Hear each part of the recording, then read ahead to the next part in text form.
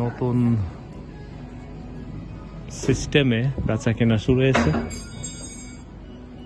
Self check out and check in. দোকানে ঢোকার পরে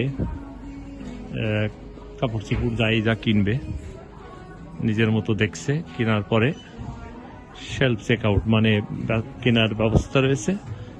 এখন যেটা পছন্দ হলো নিয়ে কিনছে তাদের মতো করে, পে করছে তাদের মতো। মানে এখন দরকার নাই যে একজন এমপ্লয় যে এখানে আসবে, এখানে অলরেডি সব সেট করা এবং ইনস্ট্রাকশন রয়েছে কিভাবে পে করতে হবে।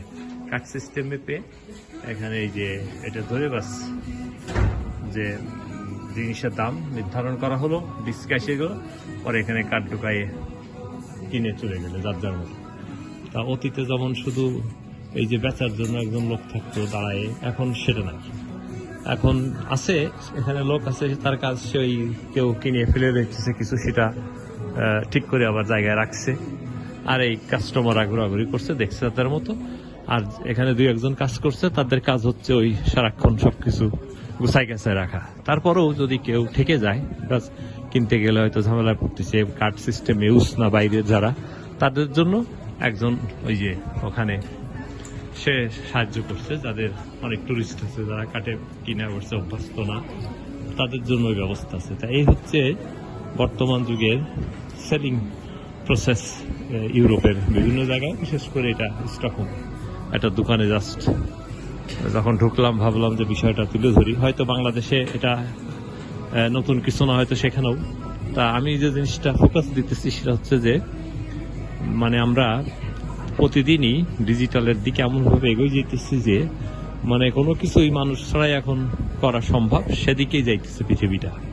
মানুষ কি করবে? মানুষ এই যে আমি যেমন এখন ঘুরছি, যে কোনো কারণে আসছি, এরা কেনাকাটি করবে, ঘোরাঘুরি করবে, দেখবে, শপিং করবে, খাওয়া দাওয়া করবে, আড্ডাখানা।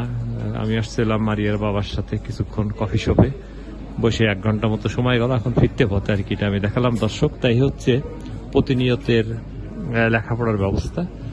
এখন এই যে স্কুলে ঢুকে জেলখানায় সারাক্ষণ থেকে লেখাপড়া শিখতে হবে আর নিজেকে পণ্ডিত জাহিরি করতে হবে, সেদিন দিন বোধহয় এখন সরে যাইতেছে দিনের পর দিন। মারিয়া এবার উঠনু। তা এটা একটা ঘটনা। আর একটা হচ্ছে সুইডেনের এখানে অ্যাক্সিডেন্ট মাঝে মধ্যে ঘটে বিধায় এখন ওই যে পুলিশ বক্স দিয়ে রাখা হয়েছে এখানে, একেবারে ইন্টার সিকিউরিটি ব্যবস্থা। প্রতি বোধহয় 50 মিটার পর পর এরকম বসানো হয়েছে। তারা ক্যামেরা দিয়ে 24 ঘন্টার জন্য সবকিছু মনিটরিং করছে, কে কি করছে, কে কি না করছে, কোন রকমের যাতে অ্যাক্সিডেন্ট বা কোনো সমস্যা ক্রিয়েট না করে এখানে রাস্তাঘাটে বা টুরিস্টদের বা সাধারণ নাগরিকের। তা সিসি ক্যামেরা এভাবে বসানো হয়েছে, সাথে লেখা আছে যেখানে সিসি ক্যামেরা আছে। তা গোটা বিশ্বে এত কিছু করা হচ্ছে শুধুমাত্র মানব জাতির সিকিউরিটি দিতে। আবার সেখানেই এই যে প্যালেস্তাইনের যুদ্ধে কিভাবে মানুষ মারা হচ্ছে তার জন্য যন্ত্রপাতি অস্ত্রপাতি কিনে বিক্রি করে ফাটাফাটি চলতেছে। তাহলে আমরা কোন জগতে আছি বিশ্বের, সেটাই এখন বিশ্বের মানুষের কাছে কোশ্চেন, যে আমরা কি চাই আর কি না চাই। এই চাওয়া পাওয়ার জগৎ থেকে দর্শক আজকের রবিবারে